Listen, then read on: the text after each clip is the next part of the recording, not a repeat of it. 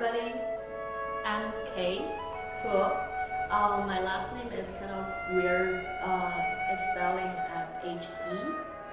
So it's actually not pronounced as he. It's He. Yeah, that's pretty much it. And I'm pursuing my doctorate degree in UT Austin. So tell us a bit about your experience as a composer. When did you start composing?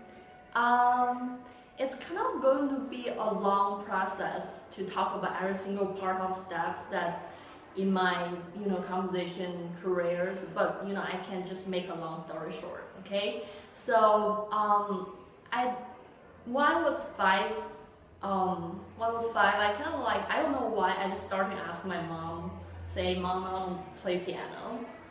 And at the beginning, my mom got really surprised, but eventually she got me a piano. So I started learning piano. After like 8 to 10 years practice piano, I feel like it's really, boring to practice. So, and I started just kind of like creating some of my own tunes on the piano and try to make the practice process a little bit more interesting for me.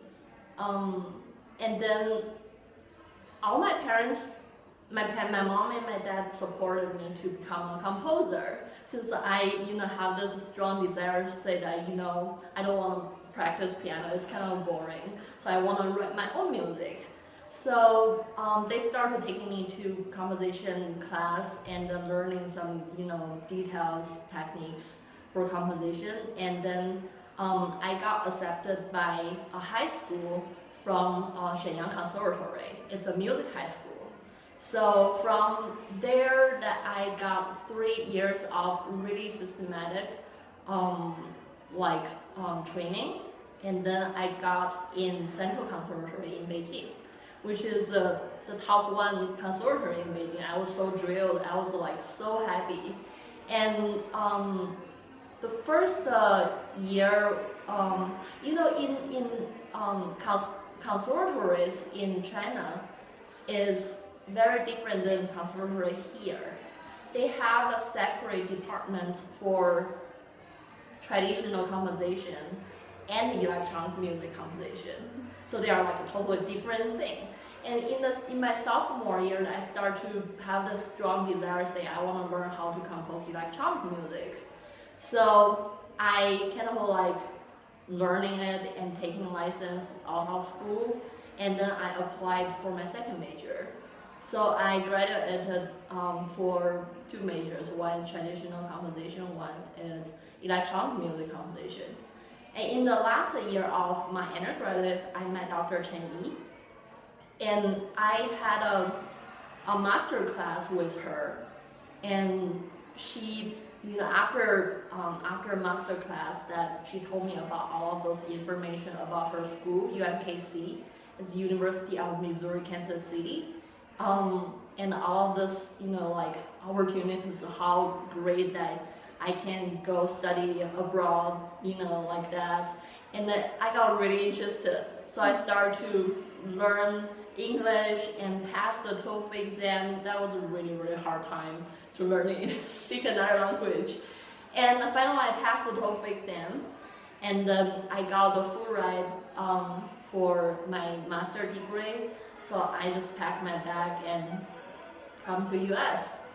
Yeah. And after I finished my master degree, right now I'm currently just pursuing my doctorate degree in UT Austin. Yes. So would you tell us about the inspirations behind the piece and your compositional process, and maybe discuss some of the sounds you use to create the piece and different effects?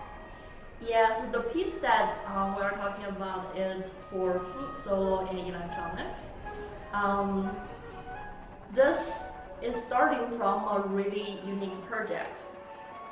I was working with 2 choreographers, so from UT dance department, and we are kind of like just get together and bounce ideas, thinking about what is the theme is going to be, what is the subject is going to be, and we came up this dark carnival theme.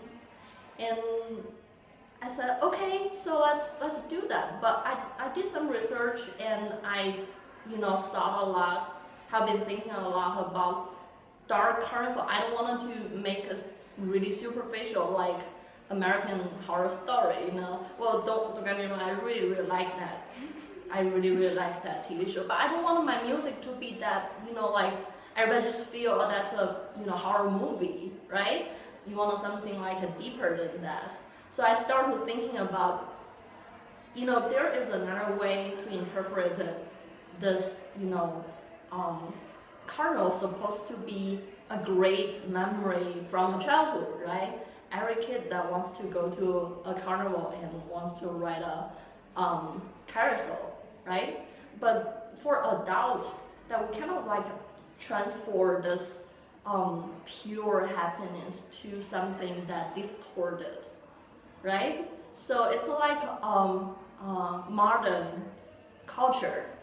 It changes how people thinking about some simple thing that we used to enjoy a lot. And yeah, so that's the power of our brain.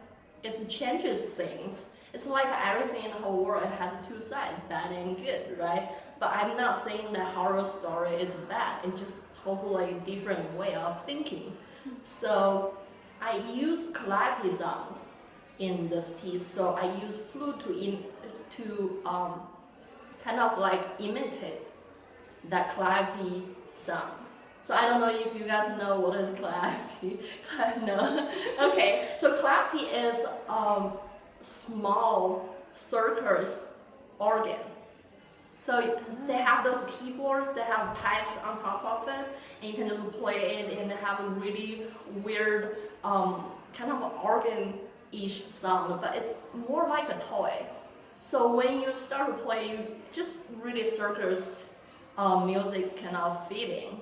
And I use the flute and also electronic accompaniment that make create this circus scene. But gradually, it just kind of like the flute, it's got a little bit distorted and more distortion, and then finally it just claps. So it's like suddenly a beautiful scene, full of like kids holding marshmallows, walking around and laughing. Suddenly just become a bird down scene. And there are like, I wrote on the score, it said like a ghost crying, because I don't know how to make the performer feel more comfortable about interpret the music by themselves, right? You cannot sing for them if they just get a score. You cannot meet them in person and give them directions. So I just kind of like read on the score said, this is haunted. Do it very quiet and slow like a ghost crying.